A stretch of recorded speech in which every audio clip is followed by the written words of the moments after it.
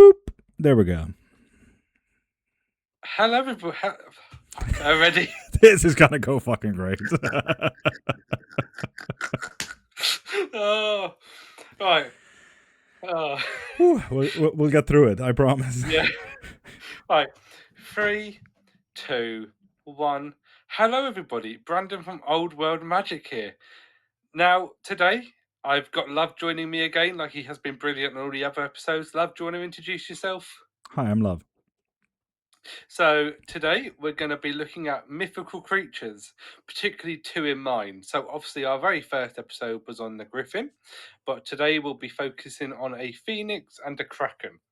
Now, I think it's fair to say it's very obvious, focusing so much on these mythological beasts, they hold a very special place in my heart, and I tend to enjoy studying mythical creatures and beasts a lot more than anything else, I think. So I'm very happy to be doing some more magical creatures.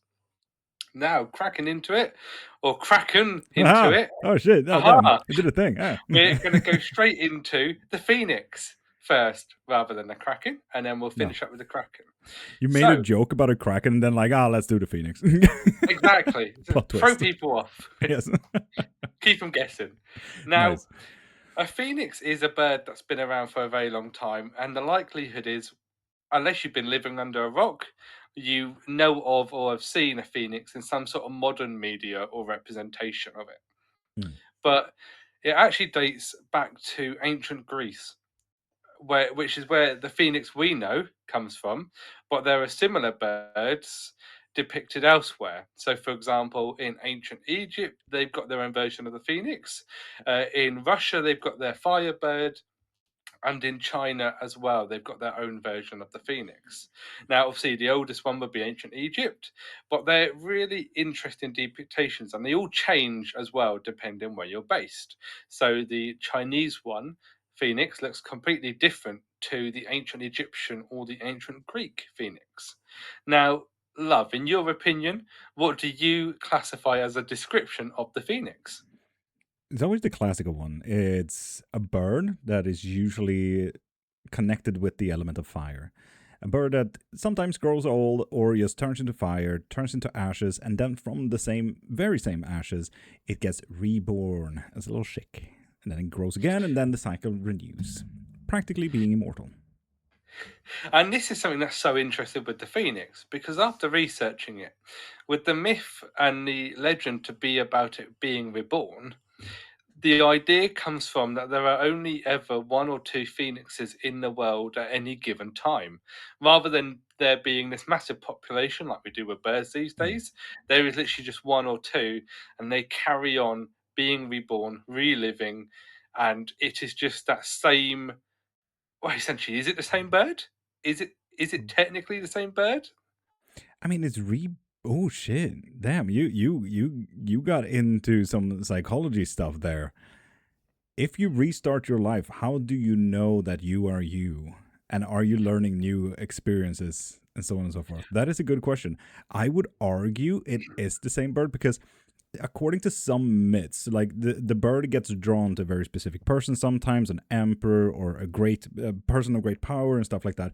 So they obviously have some kind of innate energy, power, knowledge, idea of what they're doing. But I suppose that is regarding all birds. You know, some birds go north and south for winter and summer and stuff. So maybe it's just innate. Maybe it's not the same. Maybe. Now, I did actually find, keeping on to the same subject, I did find a really interesting quote from our friend Pliny the Elder. Pliny the Elder. Your favorite. He's been very helpful in these podcast I can episodes. imagine, yeah. Now, I'm gonna quote with what he says. When it is ready to die, it builds a nest out of cassia, a spicy evergreen, and twigs of incense. It fully rests with its perfume plants. From the marrow of the bone comes a kind of little worm in which develops into the younger bird. The first thing it does is perform the funeral rites for its predecessor and carries the entire nest to Helipos, where it deposits it upon the altar of the sun.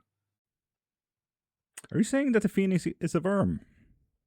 Well, that's what Pliny the Elder states. When it starts reborn, it comes out as a worm and develops into a bird. Fair. But the fact it also goes to do the funeral rites for its predecessor, Mm, mm. for me, in that idea, gives me the suggestion that it is a different bird in terms of soul Right? and Yeah. personality. Yeah. Because you wouldn't do that for yourself. Right? Yeah. Yeah. True. I've really taken us into the deep edge today. Yeah, truly, I wasn't ready for this mental scape. Jeez. Damn. Now, it's obviously very clear to say that due to that quote, they're very much linked to the sun, and as Love has already said, linked to rebirth. And this is something we see later taken on by Christianity, and the symbolism of rebirth gets used a lot. But essentially, what we are classifying a phoenix in this episode is a bird with broad wings, a long, sharp beak, and bright, fiery toned feathers ending in a long tail. And in some depictions, the eyes are often yellow or sometimes resemble a bright sapphire. Hmm. Hmm. I must also add a little bit of a tidbit there about the whole being connected to the sun, because the Egyptian idea about the phoenix is usually connected to Ra, the sun god, the king god, the grandpa of all gods. And depending on what temple you get the information from, or what papyrus and what oral, verbal kind of stories you're taking the information from, it's usually connected to his soul. So it's not so much that it's the god, because a lot of things is the god Ra, like the scarab or the Ibis at one point, and then you have everything else. But in this case, it's not Ra, it's just his soul. And I find that quite interesting, which directly connects the phoenix to the sun, because Ra is the sun, or at the very least pulling the sun. So, yeah, just wanted to add that. It's a really interesting bird. So that actually, in the ancient Egyptian idea of the phoenix, is the Mm. benu bird, Benu. if I'm pronouncing that right. And then in China, it's the Mm, mm, mm. fenhang bird, and Fenheim. then just fenhang. Thank you. And very luckily for my pronunciation as a dyslexic host, the Absolutely. Russian phoenix is just called the firebird. Oh, Nice and phew. simple. Is it called that in English? Amazing. Oh, true. Yeah, I didn't think of that. Yeah, I've got no chance of Russian. Now, it said that if anybody ever saw a phoenix, it was considered good luck, and that a person could not lie near a phoenix. I can And if you had, imagine. Mm. yeah, and if you believe modern films, it said that phoenix's tears could heal any wound If you as believe in well. Harry Potter. If you believe in Harry Potter, exactly. Yes. But that is another thing that's tend to be believed with phoenixes Mm. in the research I found. Now, something I was really keen to talk about was a very famous scientist. So you probably know this already. Carl Linnaeus. Oh, Carl Linnea. Yes. Linnea, thank you. Yes. So Linnaeus he is his is, Latinized name when, Christianity had a pretty good hold on Sweden. yes. But for people who don't know him, he is considered the father of modern taxonomy. He came up with the classification system, which we still use for animals now. But in his And book, plants. what's that, sorry, mate? And plants. And plants, there you Yeah. go. And in his book, the System Natura, Sure. where he classifies different animals. Now, both the phoenix and the kraken, which we'll talk about later, both actually are still in his early editions. I So did not this know that. relates That back. is so cool. Well, this goes back to the whole idea with the griffin as well. These are creatures people thought were real. Mm. They were never mythological creatures to these people. Mm. These Mm. people thought you could see them, thought they were out there. Mm. Now, just because obviously the phoenix was created in ancient Greece, were that idea that we're using, we both know that animals are used a lot further on. So the phoenix even appears in medieval bestiaries. So I have a picture here, which I'm going to share with you all for anybody who isn't watching. It is literally called The Description and the Histories and Descriptions of a Phoenix by Guy de Legada. I And I also shall share my love how screen your with video you now, started love. You lagging can see it. like heck during this. But okay. Oh, do they? Yeah. It's okay. Oh no. Audio is absolutely mighty fine. Video is like, oh, I'm just gonna show you a picture. Oh, amazing. Well, at least the audio is working Yes. well. Yeah. Screen with you now, love.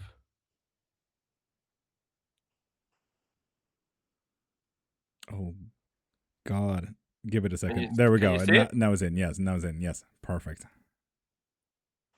So you see this idea of this, as we've already mentioned, this red bird sitting on a nest of smoke and ashes, directly looking up towards the sun. Now, this bestiary was made in the 1550s, Hmm.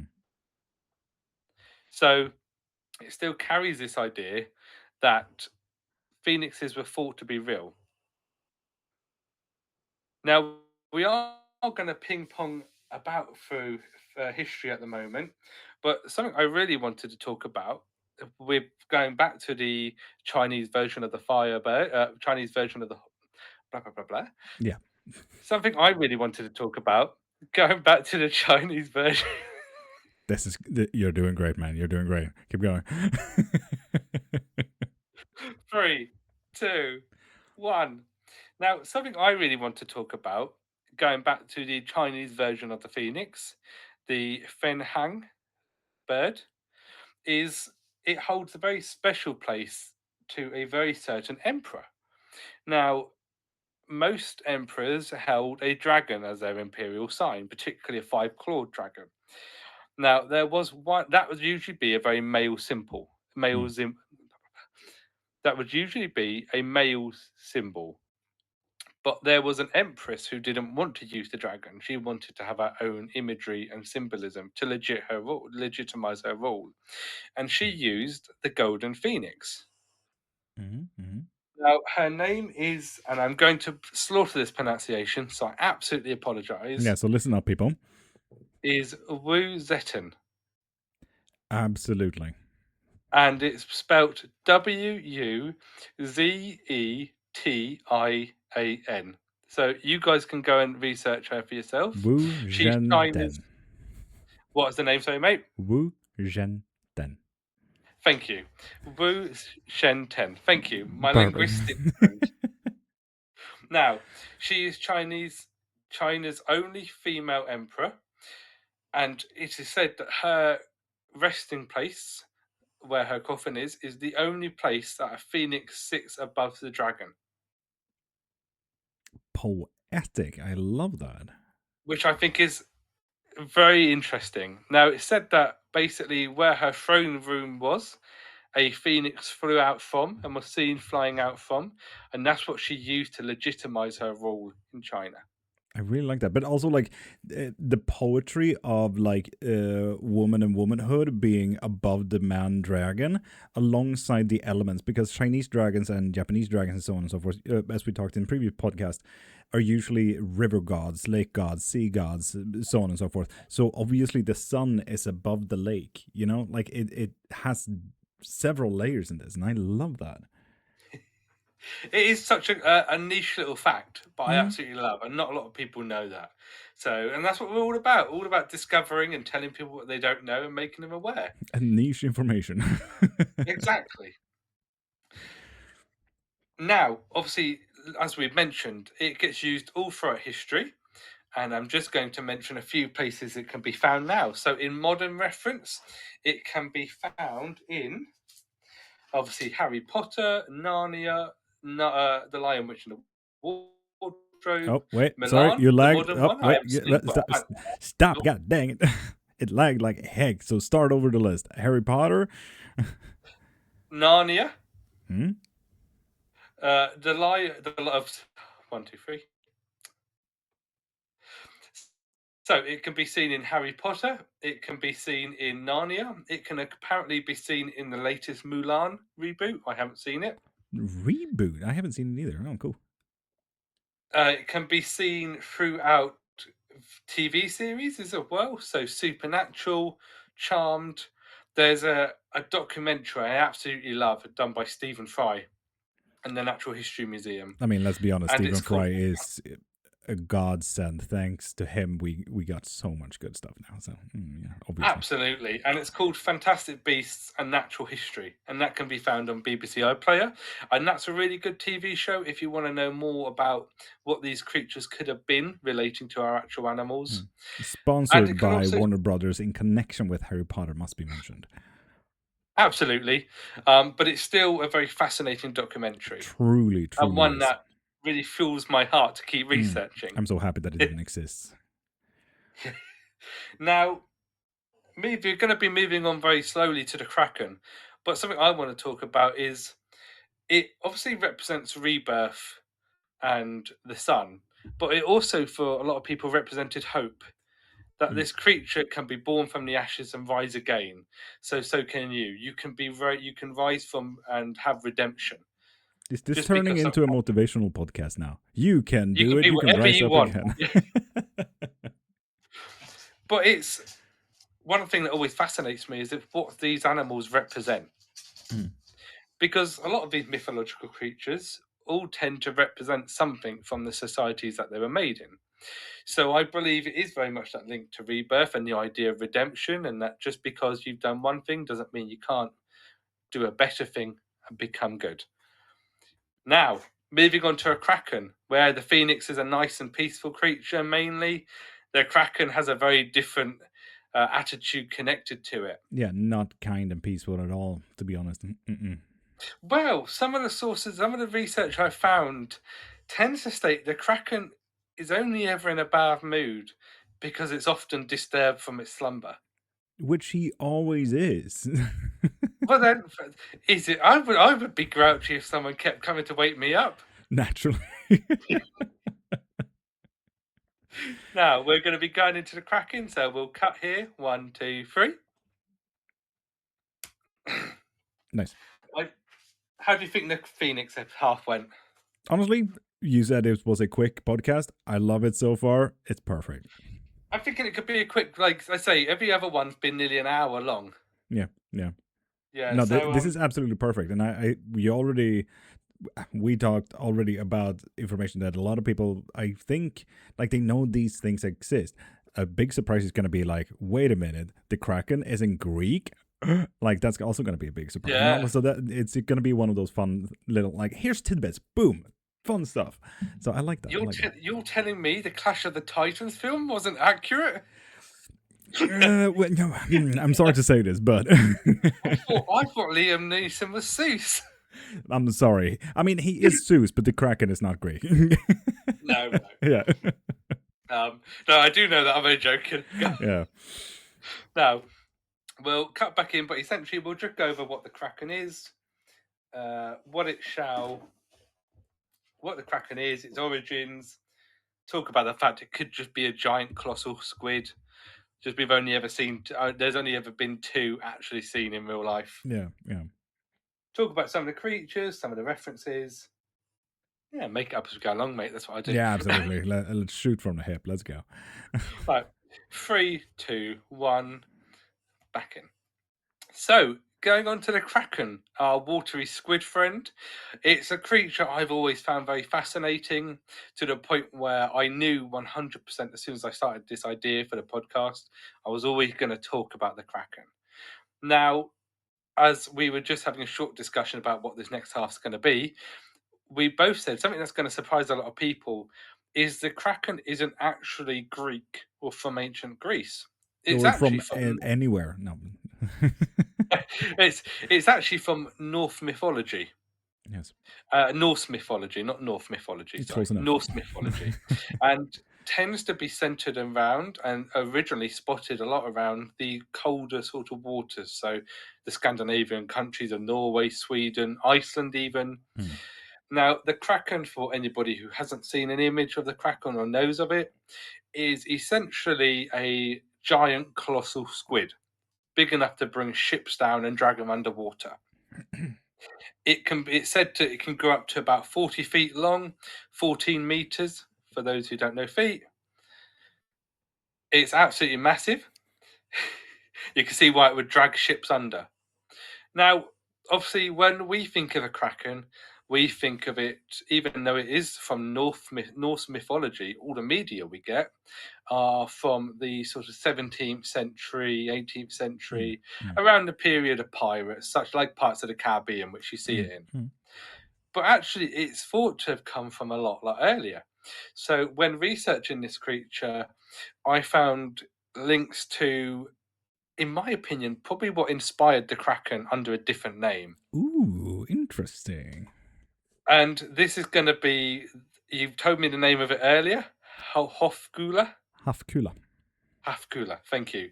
And it's a Icelandic creature spotted about 800 years before the 17th century, and was said originally to be an island monster.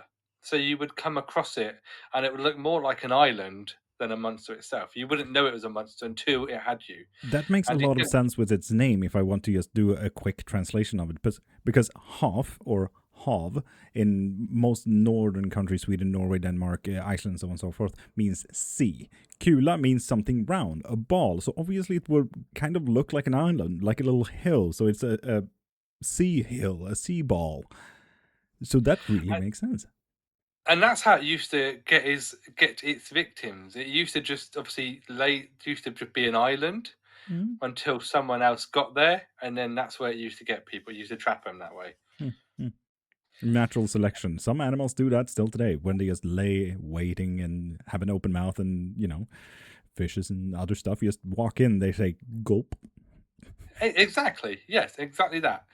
Now, obviously, it being a giant squid, it has obviously many tentacles, but there's a lot of early sources. So, for example, it tends to date in sources, actual books. You can find it in 12th and 13th century manuscripts. There's one particular one called the King's Mirror, which is sort of an educational source for young rulers and leaders, meant to teach them how to be a good ruler Just a and nice leader. guidebook. Okay. Exactly. So imagine like a scout's guidebook, but that With for rulers. Icelandic leaders and rulers. Yeah. 3, 2, 1. Bear with me. I'm just Bearing. also occurred in others. Early sources like Tibetan, the idea that there was already 2 of these existing. I'll go back into that. Considered to exist from the. Oh, okay, good. Just rereading my notes again. Yeah, yeah. I mean, do wiggle those little papers. I know my viewers love to hear those. Ah, tasty. Thank you.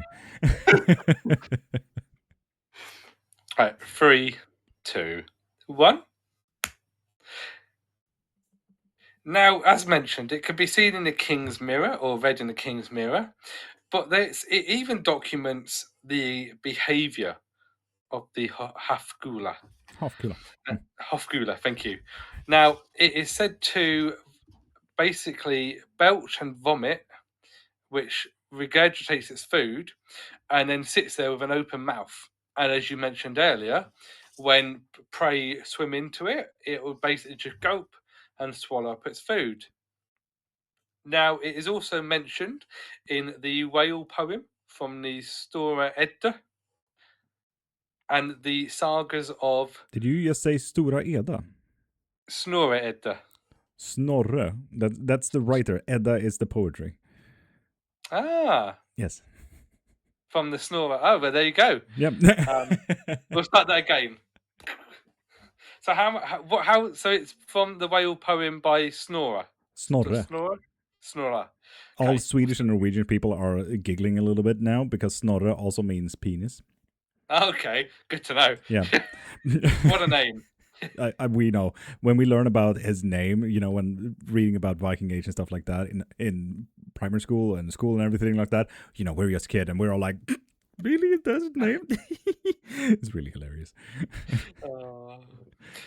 Carrying on. 3, 2, 1.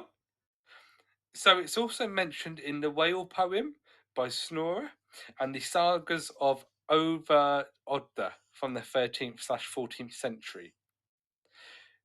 And this carries on being seen. So it's also referenced by a bishop in the 1950s, an older Erinson, the Bishop of Skalholt. When did you say the previous one from Snorri was? Over Odda. No, Oh, Snorri, the other writer, the other book, the Edda book. what? Sorry, which one? Snorri, It just says the whale poem. because could mention that Snorri was a very big writer in the 1700s as well. Oh, okay. So, like Vag Visir, he created that in the 1700s, writing about the Viking Age and stuff like that. And Vag Visir is one of the most common, Viking circles out there with the whole alphabet and cool, like, oh yeah, this will protect you and blah blah blah. But yeah, so 1700s ish. Well, what I'll do is I'll mention that it's not written by him, the whale poem again, Mm. Snorer by Snorer. And if you want to jump in with that, that'd be really helpful, mate. Absolutely, absolutely, yes. Oh, going again. Yeah, can I add the tidbit about the Vag Visir because a lot of people don't know about that. Go for it. Perfect. Yeah, yeah, absolutely, mate. We're both chucking knowledge in here. That's what it's all for. Yes. No. Going back into it. All right, 3, 2, 1. It's also mentioned in the whale poem from Snorer. Yes. And Snorri was a very big writer in the 1700s. For example, he is also the creator of Vag Visir, one of the most famous kind of bind rune sigils that we know today. People have them as tattoos and everything. Not everyone who wanders are lost sigil from the Viking Age. Most people think it's from the Viking Age. It's not. Now you know. That goes a lot with a lot of modern Viking True that. interpretation, doesn't it? True that. And we'll cover that when we cover our modern magic and in modern media. Woo. Just a lot of it is obviously all down to TV and media. Mm. The kraken slash Hafgula is also referenced by a bishop in the 1590s, Odda Erison, the Bishop of Skauholt, who calls it ocean mist and believes it to even be maybe the Leviathan from the Old Testament. Anything that is big from the ocean can always be connected to the Leviathan. Always. Well, this is this demonic creature that they can't see or understand. So, what else do you Yeah. label it And as? chaotic, make big waves. Like, it's always like the epitome of something that is uncontrollable from the sea. Done. Exactly. Always. Why research it? Just chuck a horrible name on it. Yeah, nah. Just you put a label on, like, you know what? I think we're done here. Now, this is where the idea of the Kraken and the Hafgula changed, though, because by the 19th century, the idea of the Hafgula tends to change completely and is actually referenced in terms of a mermaid slash siren creature. Wild. But it just shows how the one idea of a creature completely changes over time into Truly. another one. Must be going, always with the seafarers' tales and everything like that. Oh yeah, I saw this big thing. It was really scary. It was really just in the mist, and it was like a little hill somewhere. And like I saw a siren, Jesus, and it must have been this. And like it was bigger than most sirens I've ever seen. Like all of a sudden we got this kraken switch up kind of thing. Quite fascinating, to be honest. And to be fair, when sailors are out there for months on end, especially during those times where they weren't on the right diet, probably drinking too much alcohol, Yep. who knew what they would have seen. Hence why people think mermaids come from manatees. The idea of it. Oh, absolutely. I mean, I know I've seen kraken on land during one of my episodes, so absolutely. Oh. Now, something I find really interesting now, and this is going to go into modern times, is that even though obviously the idea of a kraken is a giant squid, and there are giant colossal squids that scientists have only ever seen twice still to this day, but I found a bit of research which I think you'd find quite interesting as well. Mhm. So there was a scientific experiment in 1997 off the coast of Chile where they put sound instruments into the water. Mm. And they picked up a sound that were created, but they were more powerful and larger than any life form known. Oh, I hate this. And For it was only ever heard again in 2002. for And anyone they've out still there not been who's able to afraid of the identify what that ocean, was. For anyone out there who's afraid of the ocean, it's absolutely fair. If something is ever bigger than you could ever imagine, and also your fear is called thalassophobia. This is where thalassophobia is being created when there's always a bigger fish, and this is very literal right now. Well, as Qui-Gon Jinn says, there's always a bigger fish. There's always a bigger fish. Thank you, Qui-Gon Jinn. Love a good Now, quote that's from a a nice Jedi little Master. short, niche Star Wars reference for you there. Nice. Now, that is coming to the end of our Kraken episode. Kraken little bit, but essentially they can also be seen all over modern media. So they obviously are seen in films such as Pirates of the Caribbean, where it's under the control of Davy Jones. They're seen in Clash of the Titans, an ancient Greek film where we've already discussed, but they're not ancient Greek; they're Norse. They're seen in the Meg 2, where that does just go back to the idea that it is just a massive giant squid that's come up from the depth of the water. It's seen I from actually just Hotel. had a thought. Like, what if the Kraken was a little bit confused, or they tried to change up the idea in the Clash of the Titans, the Greek movie, with the idea of Scylla, like a big monster. But I mean, story-wise, she's usually a mountain dweller, close by a mountain pass of water, so seas can go by. But she only ever eats 6 people. But it's still big tentacles, and like throughout the stories, Odysseus, for example, lights the torches and everything like that. So Scylla takes those people, and so on and so forth. Like, what if that was like, we could have a Scylla-esque monster-ish? Absolutely. And as we know from other studies, a lot of myth and magic feed off each other. They certainly do.